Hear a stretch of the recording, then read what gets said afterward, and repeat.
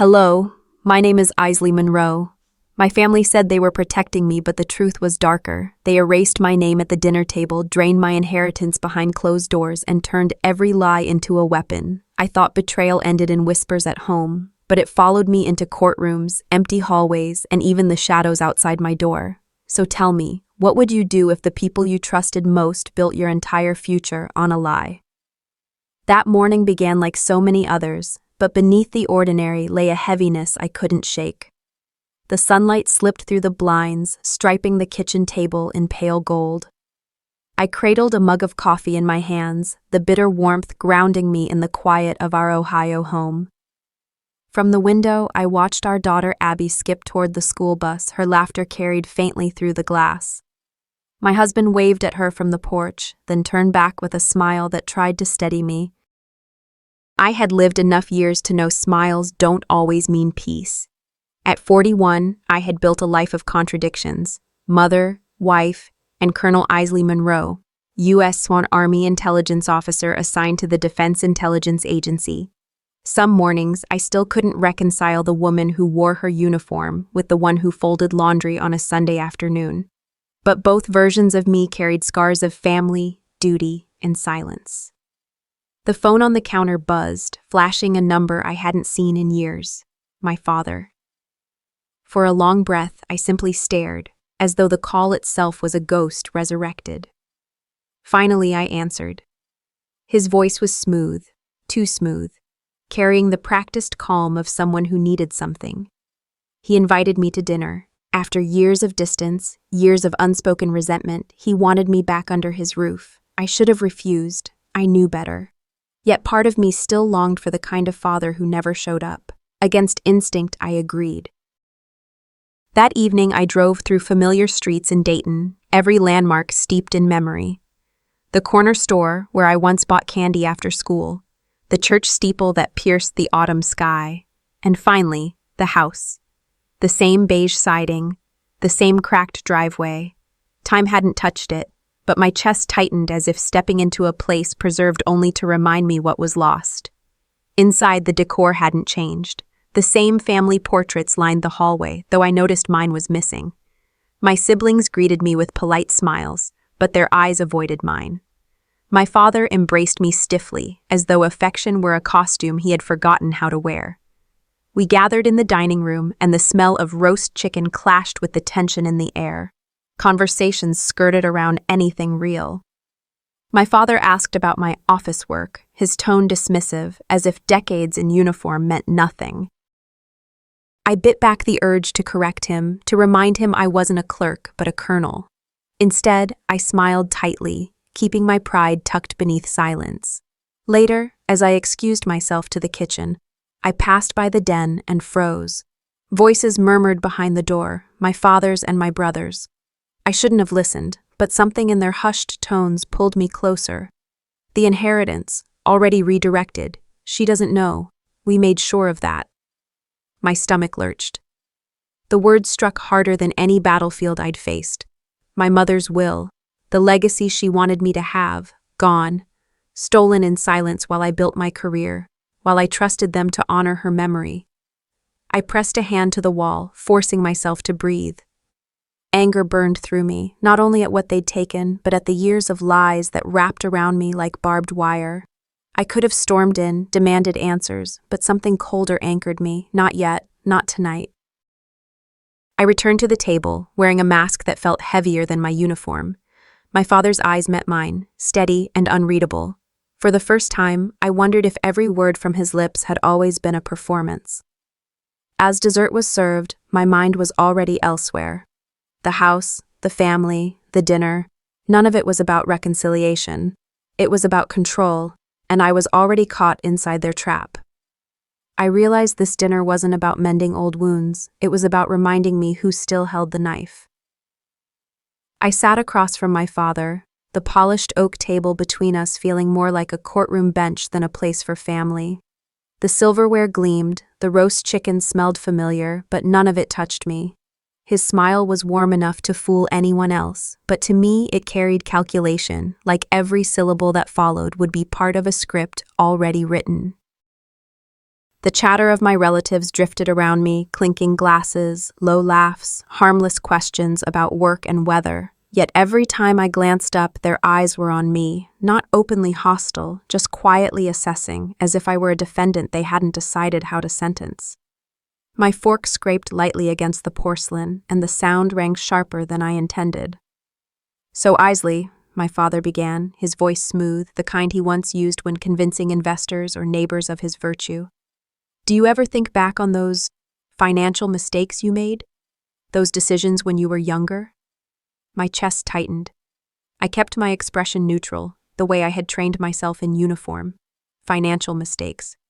That was his coded way of justifying what I'd overheard last night, the redistribution of my inheritance, the quiet betrayal buried under polite words. I sipped my water slowly. Everyone makes choices they'd handle differently with time. That's part of growing up. My voice was calm, clipped, military. Years of intelligence work had taught me not to give the other side ammunition.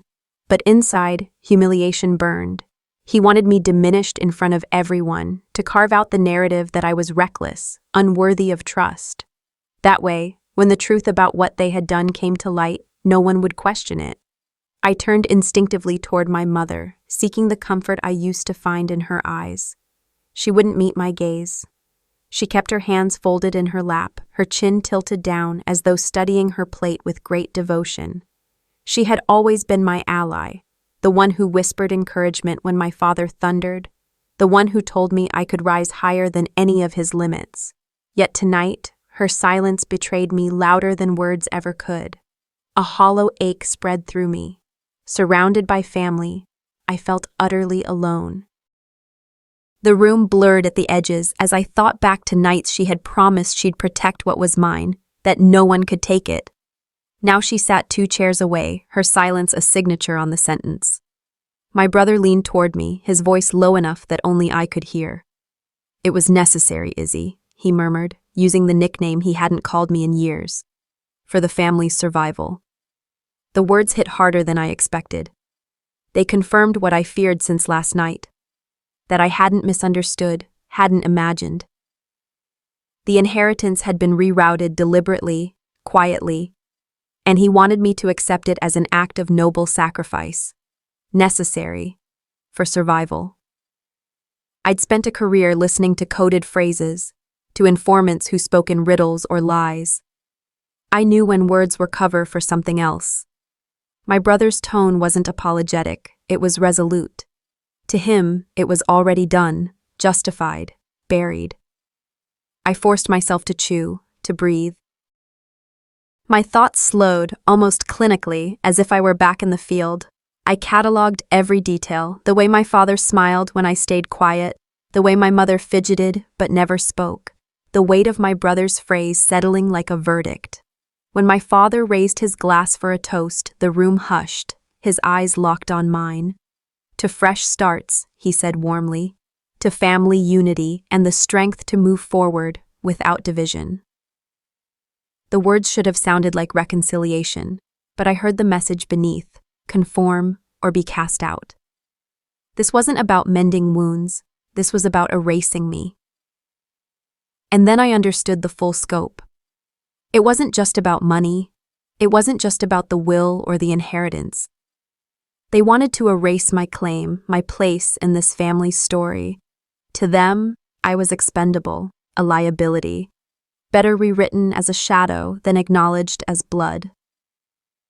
A chill spread across my skin, though the dining room was warm. I swallowed hard, masking the dread curling in my stomach with a steady nod. Years in uniform had taught me how to sit through interrogations without revealing what I carried inside. Tonight, I used the same skill at my father's table. I raised my glass, my hand steady. "To fresh starts," I echoed, though my voice felt like someone else's. The clinking of crystal filled the air, a false symphony of unity. My relatives smiled, lifted forks, passed dishes, but I couldn't shake the truth. I had just been condemned. As I set my glass down, I forced myself to breathe evenly. Inside, my mind burned. This isn't dinner, this is a trial, and I was already found guilty. Yet even as fear pressed against me, something sharper rose alongside it: resolve. They thought they could rewrite the ending without me, but they had underestimated what years of service had carved into me: strategy, patience, precision. I would not be erased. Not by my father's coded speeches, not by my brother's justifications, not by my mother's silence. I smiled faintly, enough to pass as polite, and pierced another piece of chicken with my fork. The performance would continue tonight, but the war had already shifted. They think I've accepted my place as the condemned. But I'm not letting them write my ending. I couldn't sleep. The house was too quiet, the kind of silence that presses against your chest until every heartbeat feels like it's echoing in a hollow room. I lay in the guest bed staring at the ceiling, the pattern of faint cracks running like spider webs above me. My father's voice from dinner still clung to me, those polished words that everyone else heard as kindness, but I recognized as calculated moves on a chessboard I hadn't agreed to play. My brother's cryptic remarks circled back again and again. What was necessary for the family's survival? And then there was my mother, sitting silently, eyes lowered, betraying me with nothing more than her refusal to meet mine. I turned onto my side, pressing the pillow hard under my cheek, but it did nothing to quiet the storm inside me. As a former intelligence officer, I'd been trained to catch hidden meanings, to notice what others dismissed. That skill had saved lives once, but tonight it felt like a curse. I couldn't unhear the veiled threats. I couldn't unsee the way the entire table seemed to lean toward me, waiting for my response, judging every twitch of my face. And beneath it all was the gnawing fear. If I acted rashly, I'd lose what little ground I still had. I let my thoughts wander back to another time, when this house didn't feel like enemy territory. I remembered running down the hall as a child, my bare feet slapping against polished wood. My mother's voice floated from the kitchen, reading aloud the fairy tales she thought I'd outgrow but never did. My father, yes, the same man who sat across from me tonight, once taught me how to knot a tie for school. His hand had been steady then, his smile proud. That warmth had long since evaporated, replaced with rehearsed speeches and contracts slipped beneath the table. The home that once wrapped me in safety now suffocated me with secrets. I realized, staring at the ceiling, that nostalgia itself had become a weapon.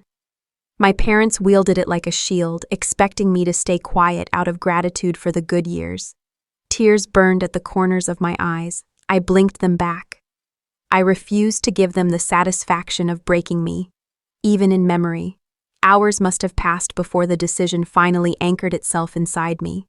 Silence was surrender, and surrender was not something I'd ever learned in uniform.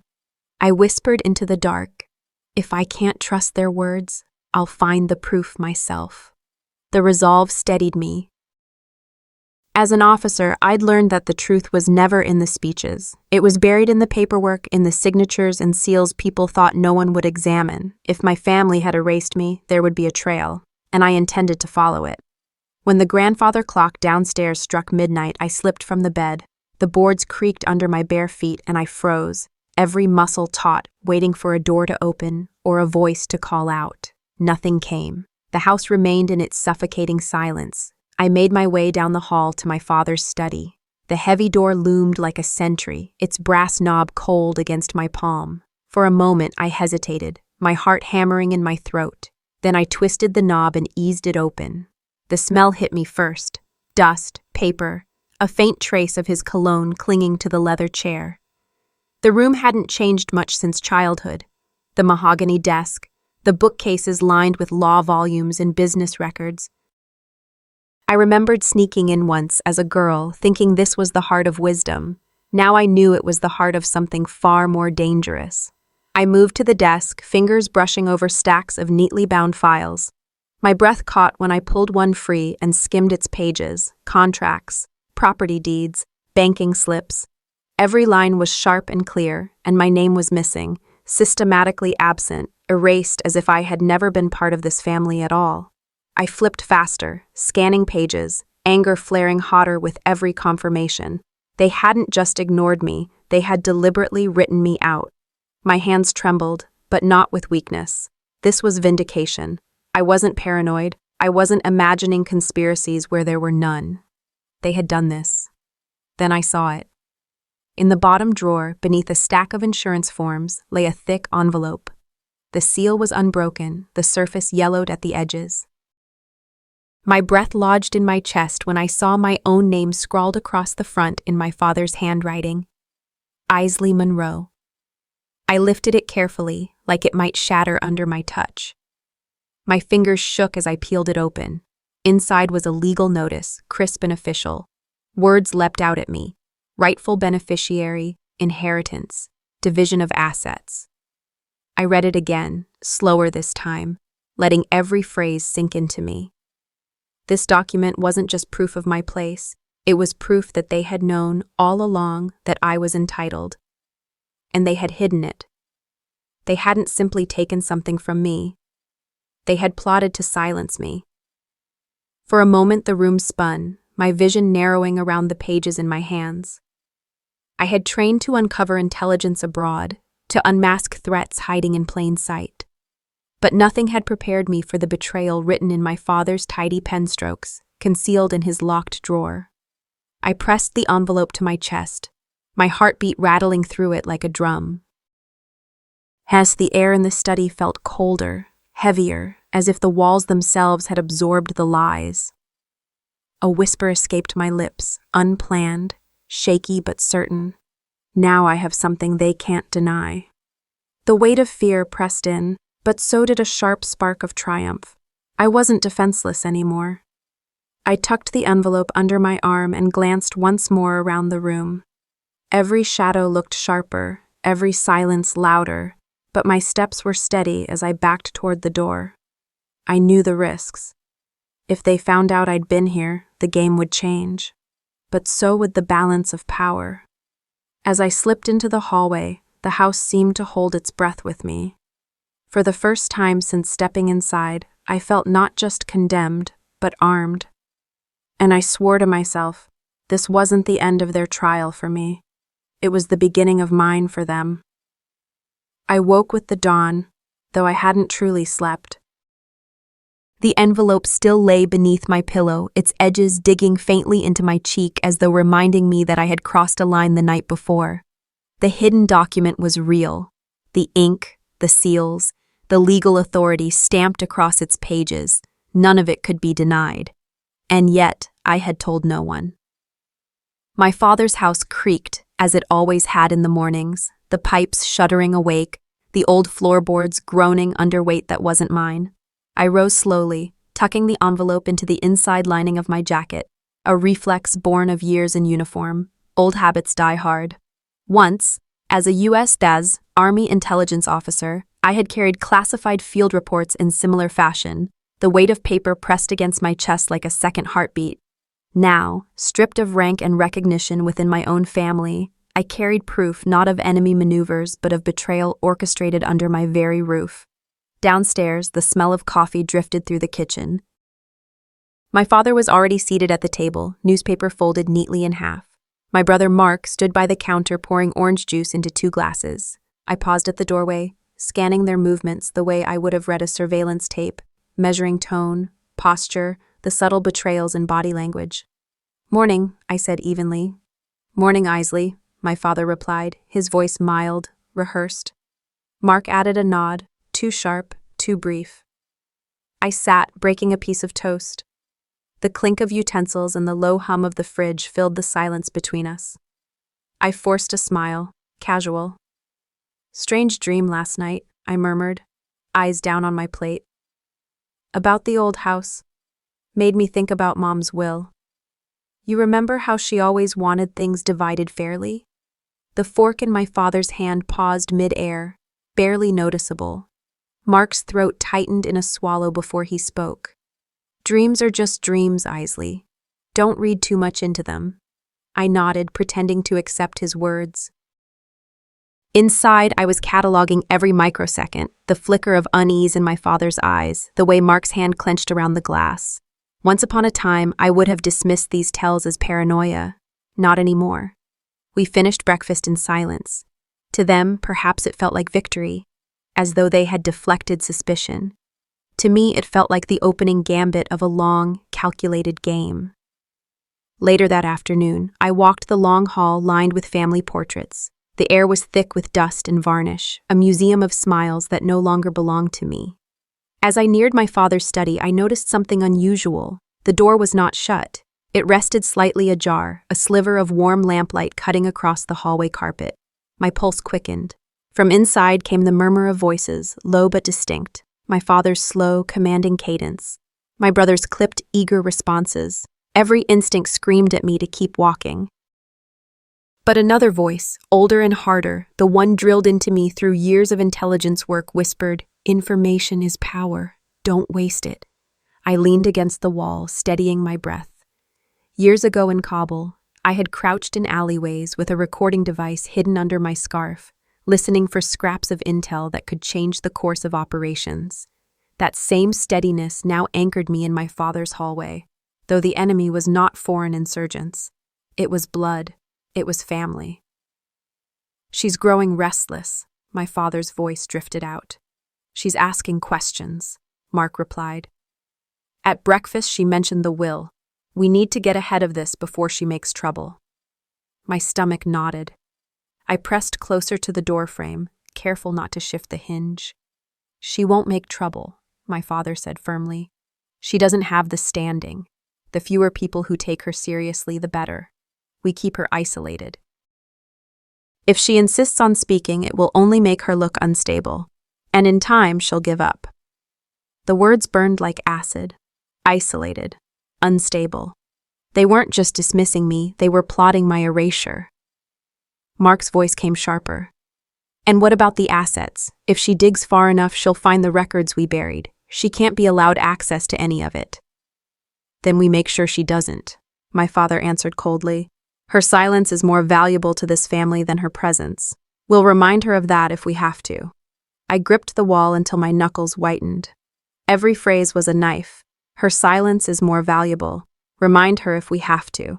They had orchestrated this all along. Not an oversight, not a misunderstanding, but a deliberate campaign to strip me of voice and claim. The soldier in me wanted to storm in, confront them, throw the document onto the desk like evidence before a tribunal. But the officer in me, the one who had survived because she knew timing was everything, forced me still. Rage is a weapon best sharpened in silence. Their voices lowered again, slipping into indistinct mutters. I exhaled slowly, stepping back from the door as though disengaging from a tripwire. My heart thundered, but my footsteps on the carpet made no sound. Back in my room, I shut the door quietly behind me and locked it. My hands trembled as I pulled the envelope from my jacket and set it on the desk. Beside it, in invisible ink only I could read, lay the memory of the conversation I had just overheard. 2 weapons, one written, one spoken. I stared at them as if they were puzzle pieces scattered on the table. Each confirmed the other. My family had not just stolen, they had conspired. They hadn't just failed me, they had plotted my silence. The weight of the truth settled over me, heavy but clarifying. I remembered every lecture from my commanding officers. Never confuse silence with surrender. Silence is strategy. Surrender is choice. I touched the envelope, then closed my fist. My reflection in the window stared back, pale in the fading light, eyes ringed with exhaustion, but alight with something harder. Defiance. "I am not just a victim," I whispered to the glass. "I'm the witness they never expected." The words steadied me. I didn't yet know how I would fight, only that I would. For the first time in years, I felt the steel return to my spine. The soldier who had survived deserts and betrayals abroad now faced the battlefield at home. And this time, I would not be erased. The afternoon after I overheard my father and brother conspiring felt endless. I sat by the window, watching the sunlight stretch across the Monroe yard, where nothing seemed out of place. The dog barked once at a passing car, the mailman shuffled by, and a neighbor's lawnmower droned steadily. To anyone else, it was just another quiet suburban afternoon in Ohio. But inside me, something had shifted so deeply I knew I could never return to who I was yesterday. I pressed my palm against the glass, feeling its faint chill. The world outside seemed steady, ordinary, untouched by betrayal. But within me, my blood simmered. Their voices replayed again and again in my head. Keep her silent, discredit her, control her future. I gripped the small notebook I'd begun to keep, my private record of what I knew, what I feared, what I was beginning to plan. As a former intelligence officer, I had been trained to break down information, to weigh risks against rewards. I forced myself to breathe slowly, to think as I once did in briefing rooms with fluorescent lights and maps pinned to the wall. Emotions were a liability in the field. Here, in my own home, they threatened to drown me. I would not allow them to. I opened the notebook and drew 2 columns. On one side, confront them now. On the other, wait, gather more proof. Under confront, I listed the advantages, the satisfaction of spitting the truth in their faces, the chance to shock them before they tightened their plans. But the risks outweighed the thrill. They could deny everything, twist my words, or worse, accelerate whatever scheme they were preparing. Under wait, I wrote, time to gather allies, to learn more, to build a strategy. The risk, the longer I waited, the more control they gained. My pen dug into the paper with each stroke. I hated waiting. Patience had never been my gift. And yet, I had survived war zones by knowing when not to pull the trigger. I shut the notebook and leaned back, forcing my mind to clear. I was no longer a victim. I was beginning to see myself as a strategist again. That realization, small as it was, steadied me. A knock at the door startled me. I tucked the notebook beneath a cushion before answering. "Afternoon, dear," came the familiar voice of Mrs. Evelyn Carter, our neighbor from 2 houses down. She was in her 70s, sharp-eyed despite her gentle smile, and known in the neighborhood as the Chatterbox. My father barely acknowledged her existence, dismissing her as a lonely widow with too much time on her hands. She stood on the porch holding a plate wrapped in foil. "I made too much banana bread," she said. "Thought you might like some." I invited her in, grateful for a distraction. We sat in the kitchen, the air still heavy with my own thoughts. She looked around, lowering her voice. "Strange how quiet it's been around here lately," she murmured, sliding the bread closer to me. "Though I suppose not all quiet is peace." Her words lingered. I tilted my head, studying her. "What do you mean?" She hesitated, then smiled faintly, as if embarrassed. "Oh, just... sometimes I hear things. Thin walls, open windows. This family, your father and brother especially, they talk louder than they realize." My pulse quickened. I kept my expression calm, casual. "What kinds of things?" She sipped her tea, watching me closely.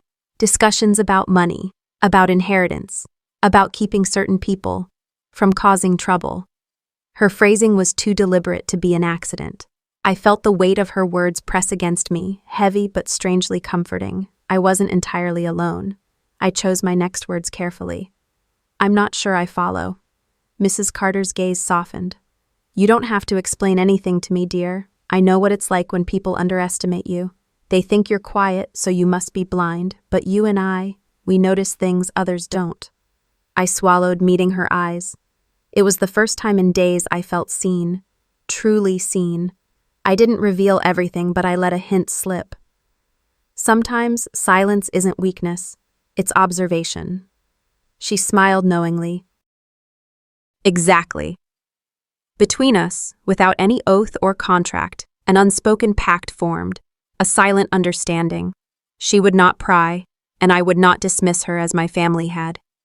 Her loyalty was not promised, but it was possible. And sometimes possibility was enough to shift the ground beneath a war.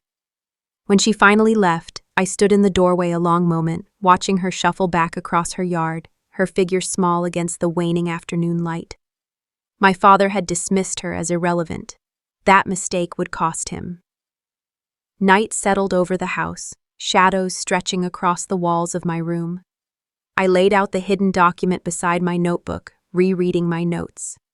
Every line confirmed the same truth. Silence had protected me before, but now silence would only serve them. I whispered aloud, the words steady and sharp. Silence is no longer survival. Silence is complicity. For the first time, I felt something stirring inside me that wasn't fear. It was resolve.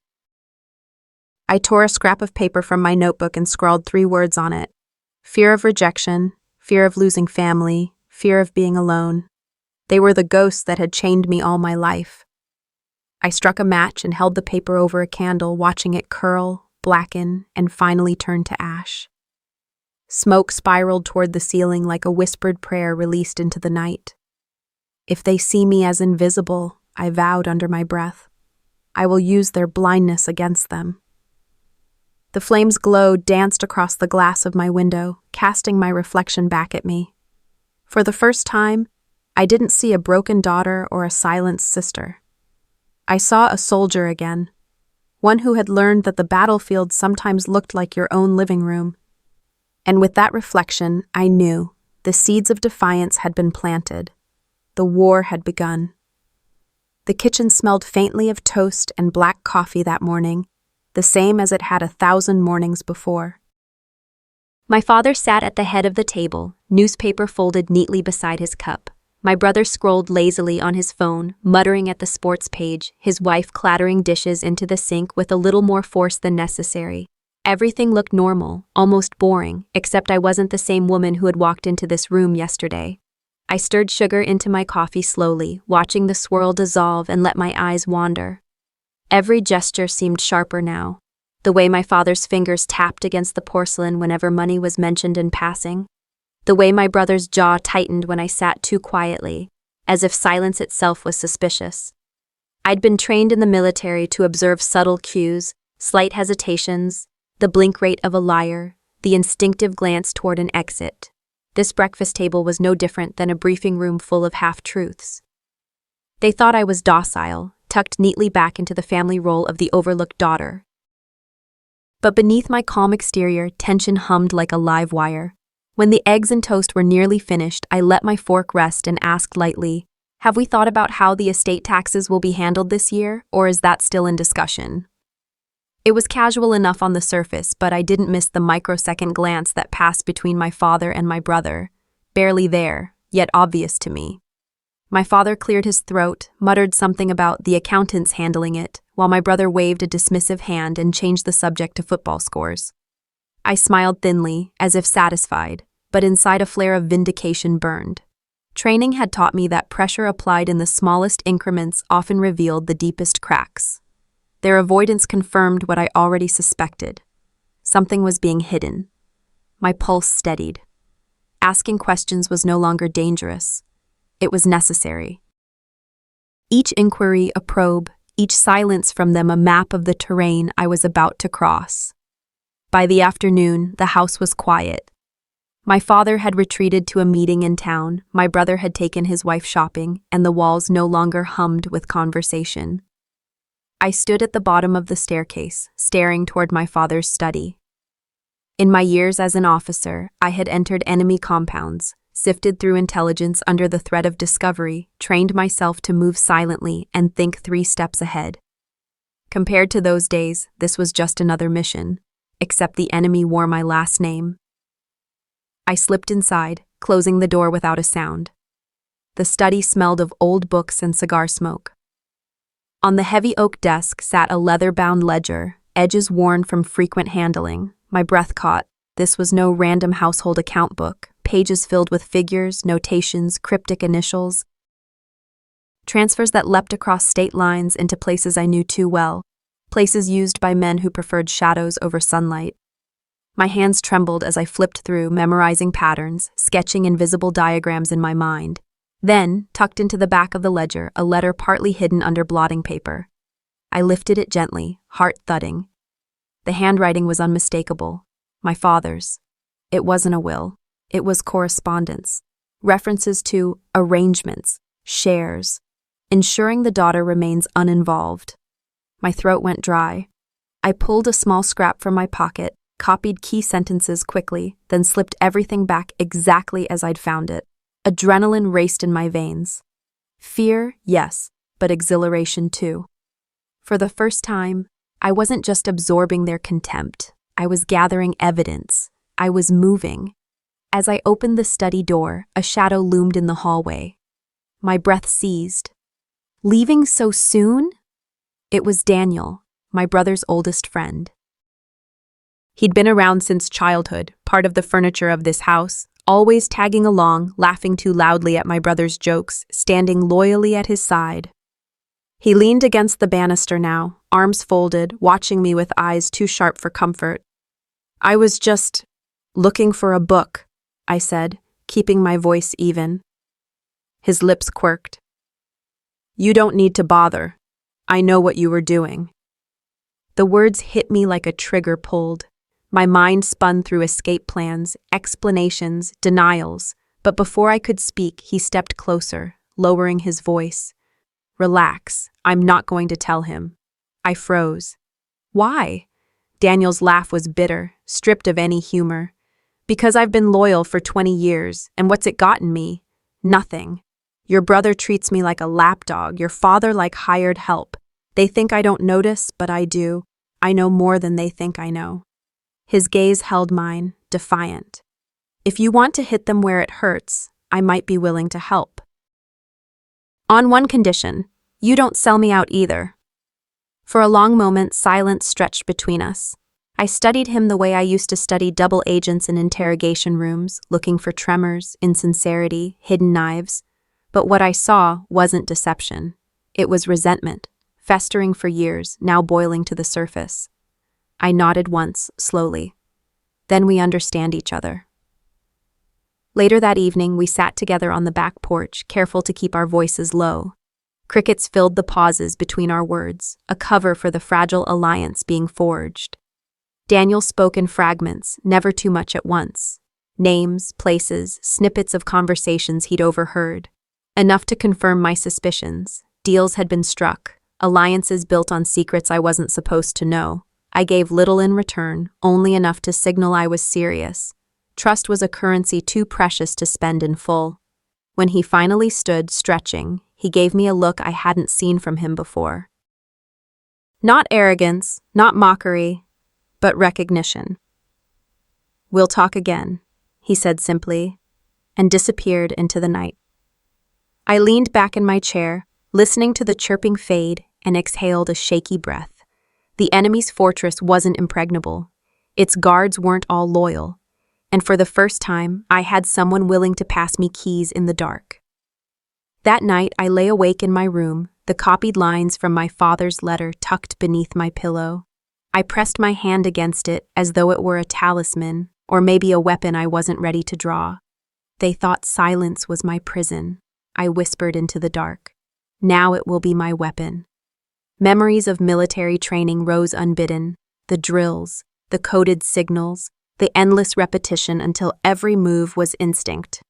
Strategy wasn't foreign to me. It was the marrow of who I had been, of who I still was. My family wanted to erase that, reduce me to a powerless daughter. They'd forgotten what I was trained to become, an operative who could read the smallest crack in armor and slip through before anyone knew she was inside. I closed my eyes, breath slowing. The first step had been taken. Tomorrow would demand more. The war had already begun.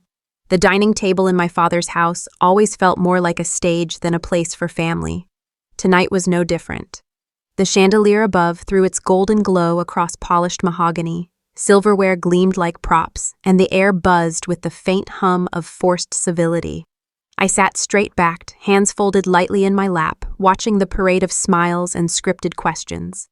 My family thought they were good at pretending, but years in the military had trained me to read posture, tone, and the small betrayals of the eyes.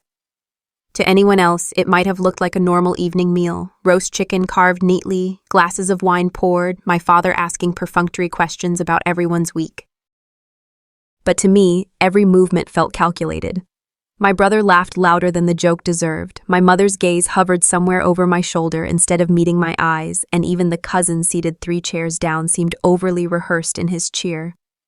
The scene reminded me of strategy briefings back on base, calm voices over maps hiding the tension of soldiers who knew their lives might be on the line. Only this time, it wasn't a battlefield in Afghanistan. It was my family home in Ohio. I forced myself to chew slowly, to sip my water as though nothing here unsettled me. But beneath my calm surface, my chest tightened. They thought they could perform this charade forever, keeping me in the role of silent daughter, dutiful sister, harmless observer. They were wrong.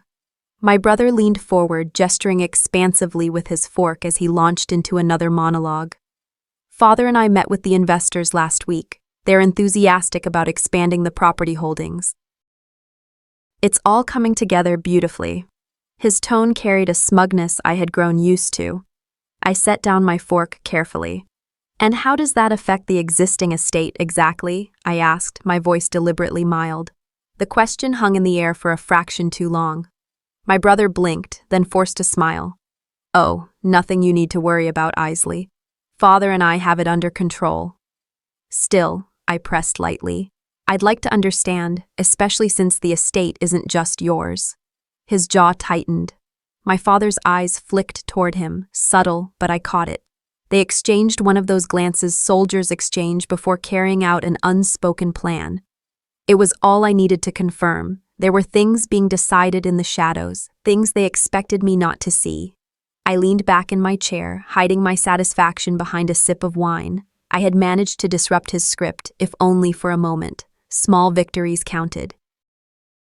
I had learned that in the service, sometimes you didn't win the war in one battle. Sometimes you won by forcing your enemy to stumble, even just a step. As conversation resumed, I noticed something else. My mother, usually so quick with pleasantries, sat unnervingly silent. Her hands twisted the napkin in her lap, her eyes firmly fixed on her plate.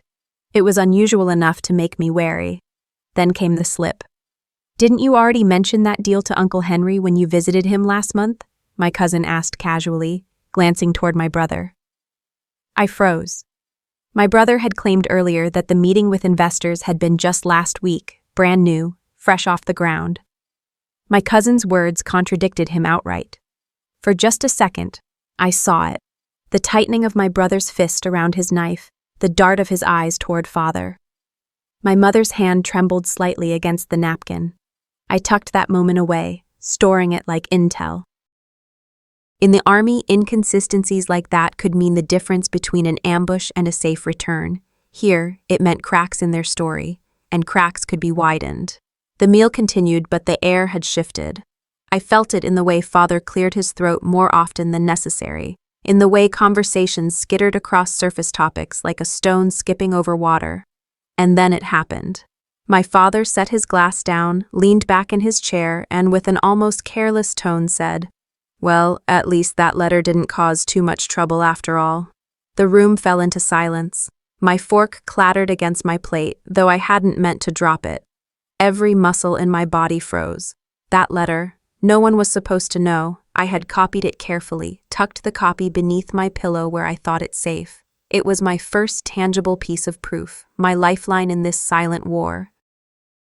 And now my father had just mentioned it out loud, as if it were common knowledge at this table. I felt heat rush to my face, but I forced my breathing to remain steady.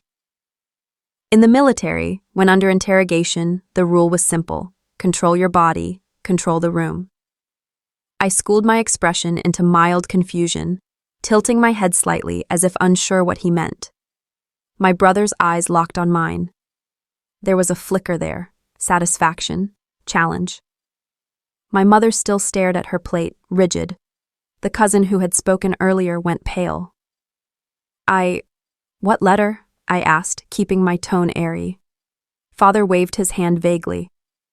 "Oh, nothing important." He chuckled, but it sounded forced, brittle. "Just a minor detail." But the damage was done. The silence that followed was suffocating, broken only by the clink of cutlery against porcelain as everyone pretended to resume eating. I swallowed a bite of chicken I could no longer taste. Inside, my heart thundered. Someone had betrayed me. Someone had told them about the letter. I barely spoke for the rest of the meal. I let them talk, let them weave their shallow conversations about politics, weather, upcoming charity galas. All the while my mind reeled, sifting through possibilities. The friend who had offered to help me? Had he already sold me out? Or was it someone closer, someone under this roof? When the plates were cleared and the family dispersed, I retreated to my room with slow, deliberate steps. I closed the door softly, leaned against it, and finally let the mask slip. My hands shook as I pressed them to my face. It was worse than I had imagined. I had expected resistance, denial, even counterattacks. But betrayal? Betrayal cut deeper than open opposition. It meant my steps were already shadowed, my every move already second-guessed. I sat on the edge of my bed, staring at the darkened window. Memories of briefings in the army flashed through my mind, the lectures about leaks, the warnings about what happened when information spread too soon. Soldiers had died because of betrayals smaller than this. For long minutes I sat still, breathing, letting the anger settle into something sharper. When I finally lay down, the room bathed only in moonlight, I whispered into the silence. If they want to expose me, then I will drag them into the light first. The words tasted like steel. I turned onto my side, staring at the faint outline of the pillow under which I had hidden the copy of the letter. I imagined the faces from dinner, replaying every glance, every pause. Someone at that table had already moved against me. Someone thought they had me cornered. But they had forgotten who I was. I wasn't just the quiet daughter, the overlooked sister. I was Captain Isley Monroe, U.S.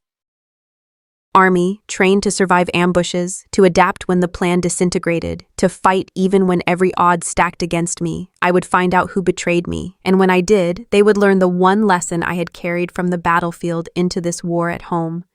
Never underestimate the soldier who fights in silence. I didn't sleep, not a second. I lay in the narrow bed of my childhood room, staring at the ceiling as the house breathed its restless noises around me. The beams creaked like old bones shifting. The wind slipped through the cracked window frame with a whistle so thin it sounded like whispers.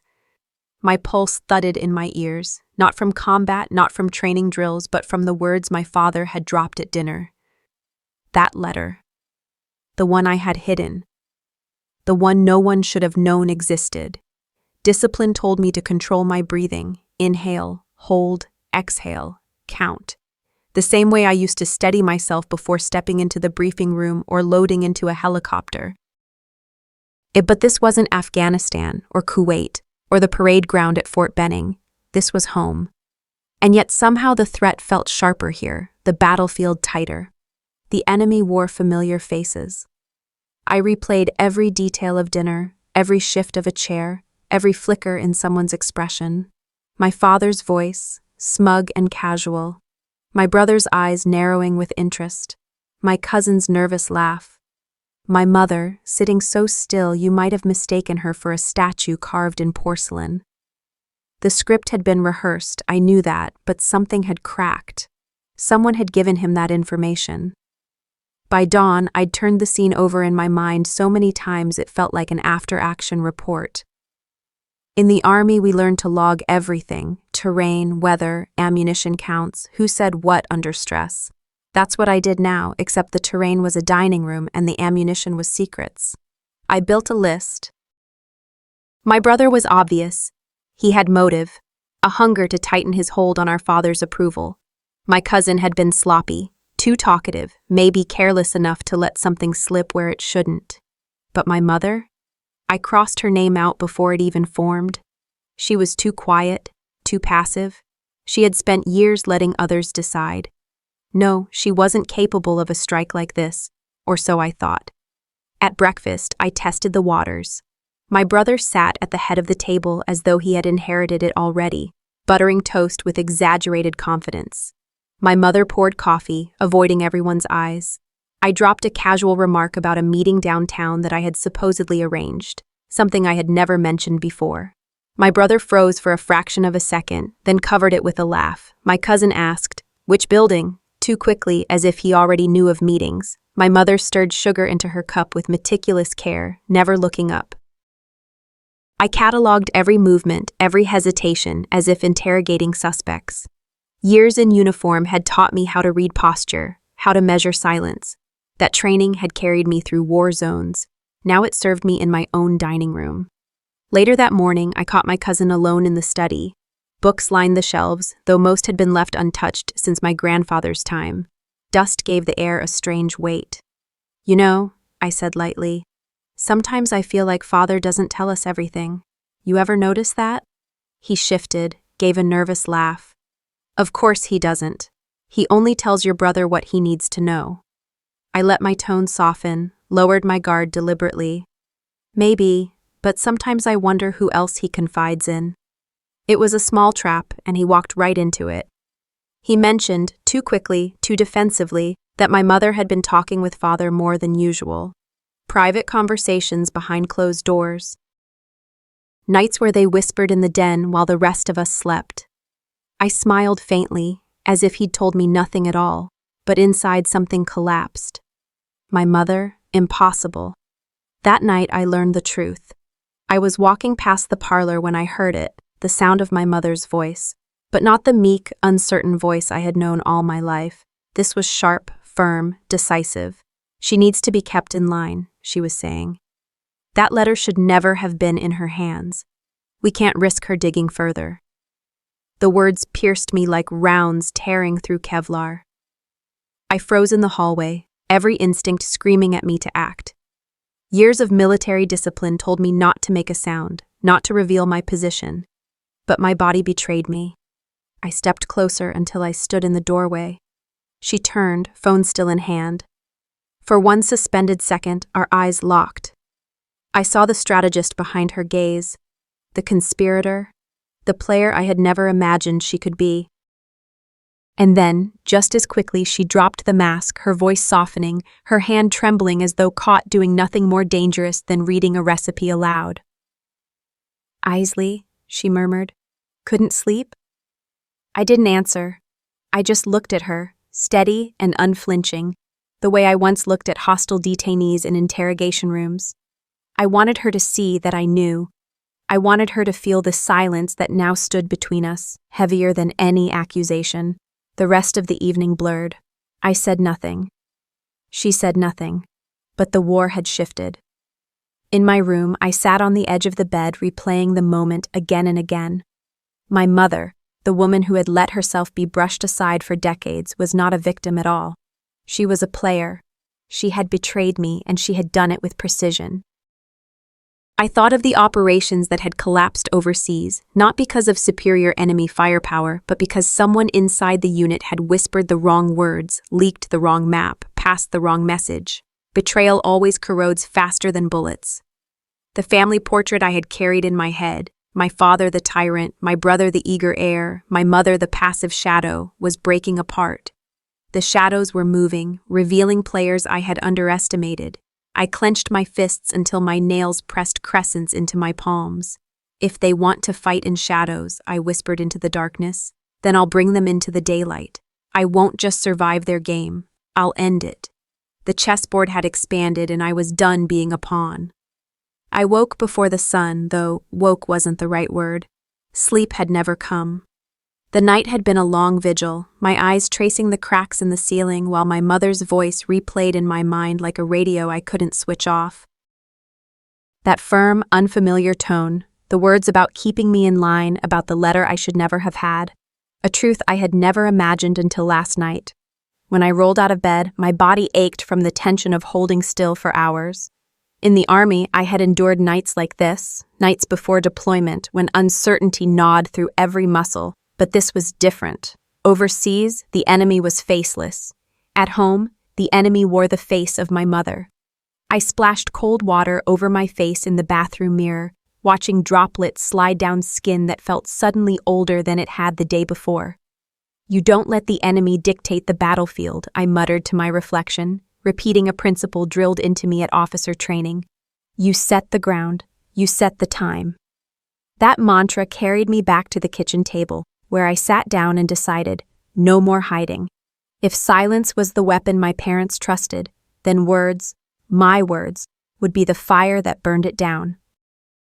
The attic smelled like dust and cedar. I pulled down the old trunk I hadn't opened in years, the one filled with mementos of a life that had seemed far simpler. Inside were photographs of deployments, medals I had once polished for ceremonies, and beneath them, bundles of family letters bound in ribbon. I spread them across the floor with the same precision I used when reviewing intelligence reports. My job as a lieutenant colonel had taught me to read between the lines, to see the patterns in chaos. And slowly, a pattern emerged here too. phrases in my father's clipped, authoritative style appearing in letters supposedly written by my mother. Flourishes that sounded like her voice woven into notes I had assumed were his. My hands tightened around the paper. They had coordinated, years of it. My supposed silence, my fragility, my absence at hearings and gatherings, it had all been managed. Every choice I thought was mine had been nudged, guided, manipulated. By the time I finished sorting, the attic light had shifted from gray to gold. I knew what I had to do. I invited them to lunch. Not a dramatic dinner, not a staged confrontation at their house. No, I wanted them on my ground, in my living room, under my rules. The moment they arrived, I felt the tension snap into place like a trap closing. My father strode in first, polished as ever, the air of command clinging to him. My mother followed, meek mask firmly in place, hands folded like a schoolgirl. My cousin trailed behind, fidgeting with his phone, eyes darting to me and back down. I played the role of the polite host, offering iced tea, setting dishes on the table. But every motion was measured, every word weighed. I was a commanding officer observing her unit before the mission, every twitch, every false smile catalogued for use later. We sat down. Conversation flickered like a weak flame, small talk about weather, about a neighbor's new car. But beneath it pulsed a current thick enough to choke on. My cousin's laugh was too loud, my mother's eyes never quite met mine. My father cut his steak with mechanical precision as though controlling the room by the very act of eating calmly. Halfway through the meal, I acted. I reached into my bag and pulled out the bundle of letters, placing them squarely in the center of the table. The clink against the wood was louder than it should have been. Conversation stopped. Forks hovered midair. "I found these in the attic," I said, voice steady. The same tone I had used briefing generals, controlled, factual, a voice that gave nothing away. "Funny thing, some are signed by you, Mom, others by you, Dad. But the handwriting—" I slid a few across the table. "The handwriting doesn't match." My father's jaw tightened. My mother's hands fluttered toward the letters, then retreated, like a moth singed by flame. My cousin's throat bobbed with a swallow. "I've been silent long enough," I continued. "I want to know who wrote what and why." The words filled the air like gunfire. My hands trembled beneath the table, but my voice did not falter. Years of training held me upright even as my insides churned. It was my mother who cracked first. Her meek facade shattered under the weight of silence.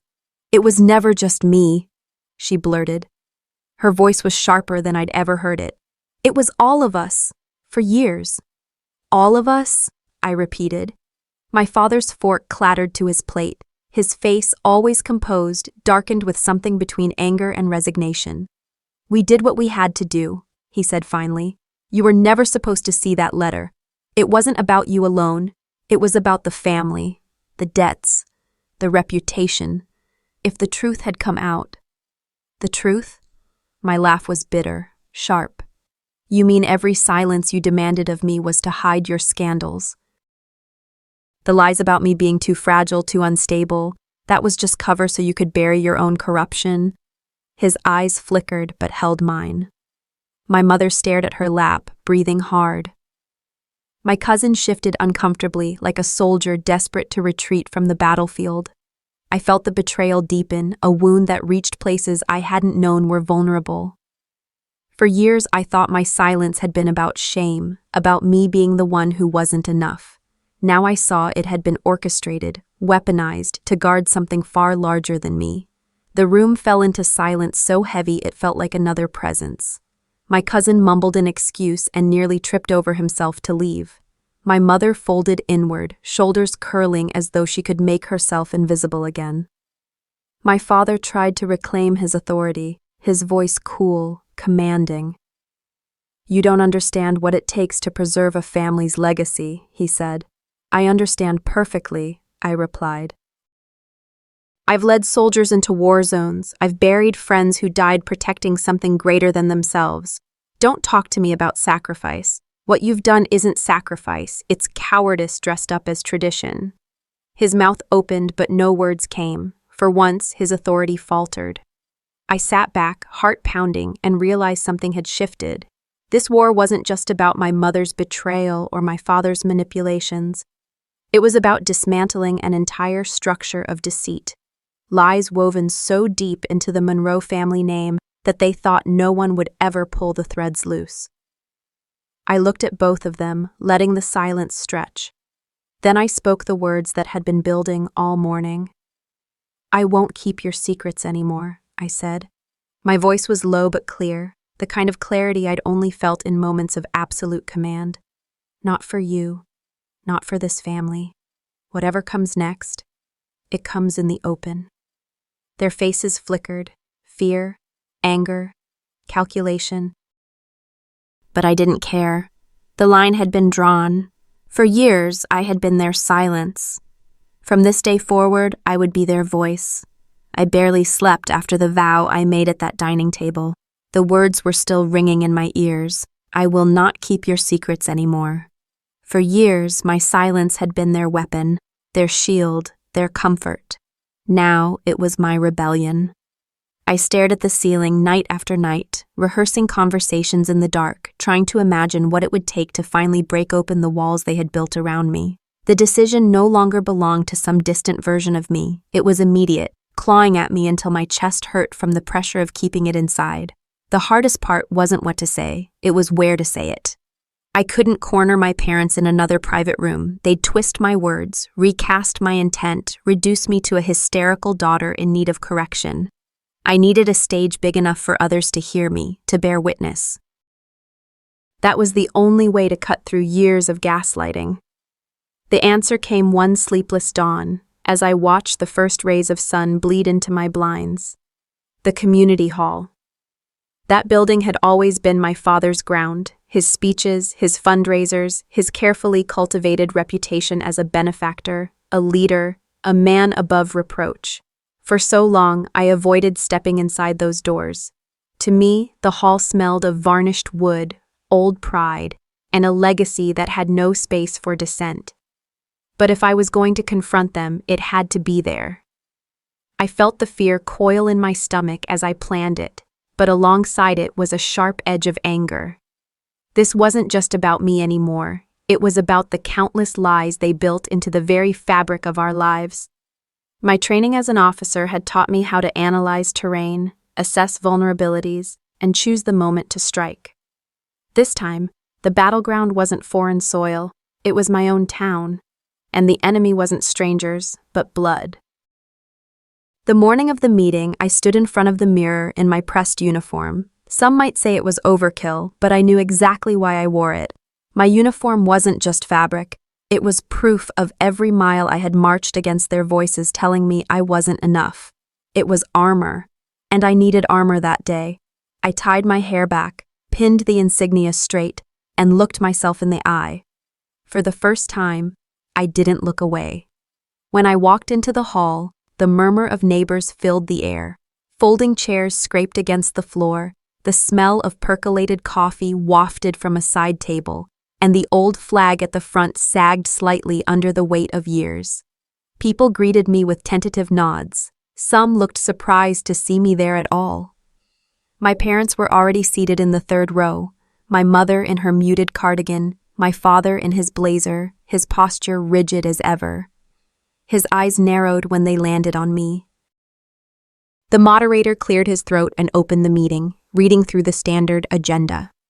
My heart pounded against my ribs, but when he asked if anyone had business to raise, I forced my legs to move. The room quieted as I approached the podium. "Most of you know me," I began, my voice thinner than I wanted. "I'm Isley Monroe, daughter of Robert and Evelyn Monroe." I glanced at them, saw my father's jaw tense. "You know my family by reputation. You've heard stories about generosity, leadership, values.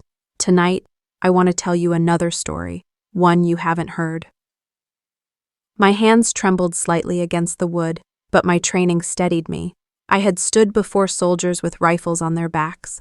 I could stand before neighbors with coffee cups in their hands. I spoke of years of erasure, of being told I was fragile, incapable, while my parents arranged my future behind closed doors. I described the letters, the orchestrated silences, the debts tied in my name without my consent. I laid out the truth as I had pieced it together, my voice cracking at first, then sharpening as I gained momentum. It didn't take long before my father shot up from his seat. "These are delusions," he thundered, his voice reverberating across the room. "My daughter has always had an overactive imagination." My mother clutched her hands together, her voice breaking. "Please, Isley, this is family business. It doesn't belong here." Their words rippled through the audience. Whispers, frowns, raised brows. Some people looked skeptical, others uneasy. A woman I remembered from childhood leaned toward her husband, whispering something that made him frown deeper. For a second, doubt clawed at me. What if they were right? What if the audience believed them more than me? But then I pulled out the stack of papers I had carried in my folder. Letters written in the same careful hand, discrepancies in signatures, documents that bore both my parents' marks. I spread them across the podium for the front row to see. "Imagination doesn't leave ink on paper," I said, louder now. "Imagination doesn't forge signatures." The room quieted. People leaned forward. My father's face flushed a dangerous red, and then, the twist I hadn't expected. A figure rose slowly in the back of the hall. Mr. Carver. For years he had been a close friend of my father's, a man I assumed complicit or at least indifferent. He adjusted his glasses, cleared his throat, and spoke in a gravelly tone that carried across the silence. "She's not lying," he said. "I kept quiet too long, but I have records, financial records, that back up what she's saying. I knew it would come to this one day." Every head turned. A ripple of shock spread through the hall. Carver pulled a small folder from his briefcase and held it up. I watched Robert manipulate accounts, shuffle debts. I saw Evelyn's letters drafted to protect the family name. I didn't step in, and for that I am ashamed. But tonight, I can't stay silent anymore. For a heartbeat, no one moved. Then the room erupted. Gasps, mutters, even a few sharp cries of disbelief. My knees nearly gave out beneath me. To hear someone else validate my story, someone who had sat at their table, was a wave of vindication so strong I could barely breathe. My father's composure shattered. He shot up again, voice raised, no longer the polished figure of authority. "You dare stand against me, after everything I've given this town?" His words were ragged, desperate. His control was slipping like sand through fingers. I stood straighter. My voice, surprisingly calm, cut through his outburst. "You didn't give, Father. You bought loyalty with silence. And tonight, that silence ends." People in the audience turned from him to me, to Carver, then back again. The murmurs grew into full conversations, some voices raised in accusation, others in defense. The once united room was dividing, fissures cracking through years of unquestioned respect. I caught my mother's eyes. For the first time, she looked small, her shoulders hunched inward, her lips trembling without words. My father reached for her arm, as if to pull her back into his orbit, but she slipped slightly away. That image stayed with me, a sliver of dissonance in their practiced unity. The meeting spiraled. The moderator tried to restore order, but the tide had shifted. Neighbors who once admired my father were demanding explanations. Others still defended him, insisting this was slander. But one truth had been planted: the Monroes were not untouchable. As I stepped down from the podium, a strange mix of emotions swirled through me: terror at what I had unleashed, relief at no longer being the only voice, and a quiet surge of power I hadn't felt before. For years, I had been their silence. Tonight, I became their reckoning. I walked past the rows of divided faces, past my father's glare, past my mother's shaken form. The air outside was crisp and cold when I finally pushed open the doors. I inhaled deeply, the night sky wide and indifferent above me. I wasn't naive. I knew this was only the beginning. The fight would move into homes, into newspapers, into courtrooms, perhaps. But one thing was certain. I was no longer alone, and the silence had finally cracked open. And as I walked down the steps of the hall, I realized something else. The tide was shifting, and for once it was shifting with me. When I walked out of the town hall that night, the cool air hit me like a slap. For hours, the room had been hot with words, gasps, and the faint scraping of chairs as people shifted in unease. But outside, the world was silent, and in that silence, my breath came ragged. The headlights of our car cut across the gravel, and when I slid into the passenger seat, the hush that followed was heavier than the entire meeting had been. No one spoke. My father gripped the steering wheel until his knuckles whitened. My mother stared straight ahead with her lips pressed tight, and I, wedged between defiance and dread, stared at the blur of street lamps racing by. I wanted to believe that the worst had passed, but deep down I knew the real battle was waiting for me at home. The front door hadn't even closed before my father's voice exploded. "You've disgraced us!" he roared, pointing a finger at me as if I were a stranger who had invaded his home. "Standing there with your trembling voice, spewing lies in front of the entire community. Do you know what you've done?" My mother's voice followed, brittle but sharp. "How could you? After all we sacrificed, you repay us with humiliation. You're selfish, Isley. Always thinking only of yourself." Their words came like whiplashes. For a moment I almost flinched back, almost shrank into the corner like I used to as a child. But something inside me resisted, that same ember that had carried me through the meeting. I lifted my chin, though my throat ached. I told the truth. If truth disgraces you, maybe you should ask why. That only fanned the fire. My father slammed his hand against the wall, a deep thud that made the frames rattle. My mother's face twisted with a mixture of grief and fury. I stood there, rigid, my body taut as a bowstring. Every nerve in me screamed to retreat, but my voice, though soft, did not break. Then the others came. My siblings, drawn by the shouting, filled the kitchen and hallway. Their faces were pale, wary, some angry, some unreadable. It didn't take long before sides were drawn. "You've gone too far," my eldest brother snapped, his jaw tight. "Dad built this family's name, and you, what do you have?" "Nothing but bitterness." Another sister shook her head, eyes wet. "You should have kept it private, Isley. Families handle things inside. Now everyone knows our shame." But not all were against me. One brother muttered, "Maybe she's right, maybe it's time things came out." His words were swallowed by the overlapping clamor, but I heard them. The kitchen became a battlefield of words. Accusations, defenses, old grievances that had simmered for years spilled out. "You always favored him. You never cared about us. Don't drag me into this." It was chaos, voices colliding until the house itself seemed to shake with the noise. I stood among them, strangely calm. For the first time, I saw the fractures clearly, the way loyalty to our parents had corroded into fear, the way resentment had grown roots in silence. This wasn't unity. It was a cracked facade, and I had only pulled the curtain aside. At last, I could take no more. I slipped away while their voices still clashed, retreating up the stairs to my room. The door clicked shut behind me, sealing me in with the quiet. I pressed my back against it, breathing hard, listening to the muffled storm below. In the dim light, I sat on the edge of the bed and let the memories of the town hall replay, faces shifting from doubt to curiosity, the gasps when the family friend had stepped forward, the way my father's composure had cracked. Had I gone too far? Had I shattered the last fragile chance of reconciliation?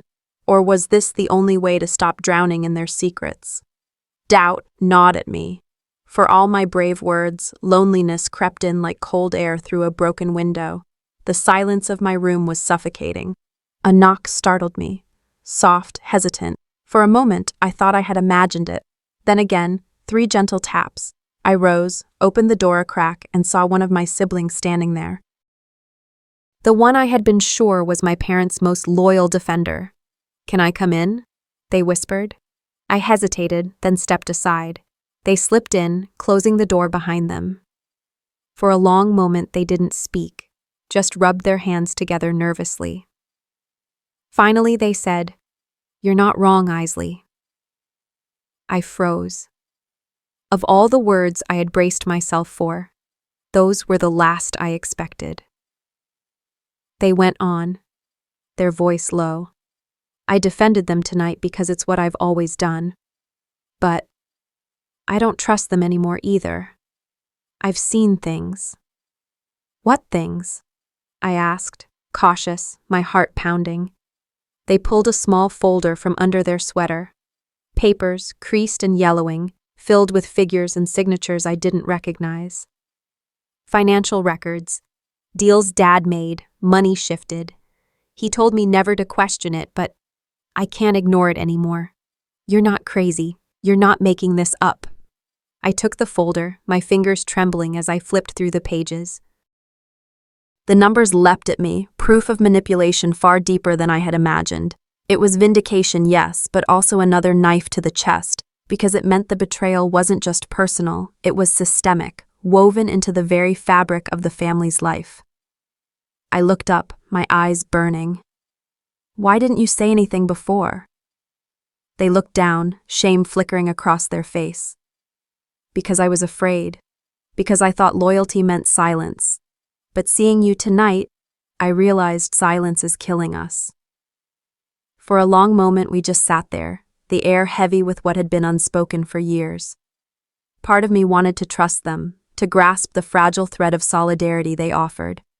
Another part held back, wary of false comfort. Still, something shifted inside me. For the first time, I wasn't entirely alone. The cracks in my parents' control weren't just mine to expose, they were spreading from within. As my sibling left the room, I sat staring at the folder. My exhaustion was bone deep, my heart raw, but beneath it all, a spark glowed. Maybe the family would never be whole again. Maybe the road ahead was even darker than tonight. But the silence was broken, and I wasn't the only one carrying the weight anymore. I lay back on the bed, the folder pressed to my chest, and whispered to myself, this is only the beginning. The next battle was coming, inside these walls and beyond them. I would meet it not with blind hope, but with the steady knowledge that truth had finally found its voice. I woke the next morning with a kind of clarity I had not felt in years. No trembling in my hands, no restless pulse thrumming in my ears. I sat at the small table in the kitchen, spreading the documents across the wood surface like cards laid out in a final hand. Bank transfers, falsified signatures, the letter my sibling had slipped under my door in hushed fear, and the old audio recordings I had kept hidden far longer than I dared admit. Every piece of evidence was here, collected not only by luck but by stubborn survival. The air smelled faintly of stale coffee, but it steadied me. I knew what the day required. No hesitation, no mercy. I had lived too long under their shadow, believing that silence was survival. But silence had been the noose. Today, I cut it free. I buttoned my uniform jacket slowly, letting the weight of the fabric remind me of everything I had earned on my own. They had laughed at the insignia, mocked the medals, dismissed every hour of sweat and fear I had endured. But the truth of my life was stitched into this coat, not into their whispers. By the time I stepped outside, the morning air was sharp against my cheeks. I was ready. The community hall was overflowing. Faces pressed close together, murmurs rising and falling like tides. I caught flashes of familiar eyes, neighbors, colleagues, strangers whose opinions had been shaped more by rumor than by truth. At the center, standing tall with postured righteousness, were my parents. My father's expression was carved from stone. My mother's was a mask of practiced grief. When the meeting began, they struck first. My father's voice boomed, his words carefully rehearsed. We raised her with everything we had, yet she turned against us. Look at these lies she spreads.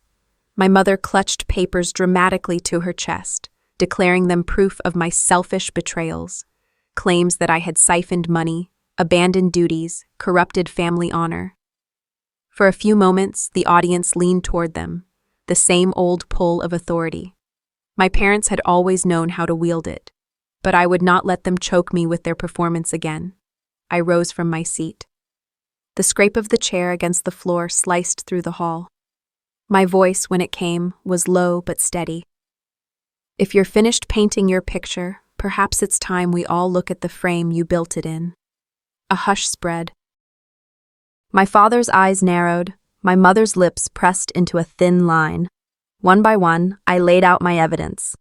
First, the financial records. Unaltered, signed, stamped, undeniable.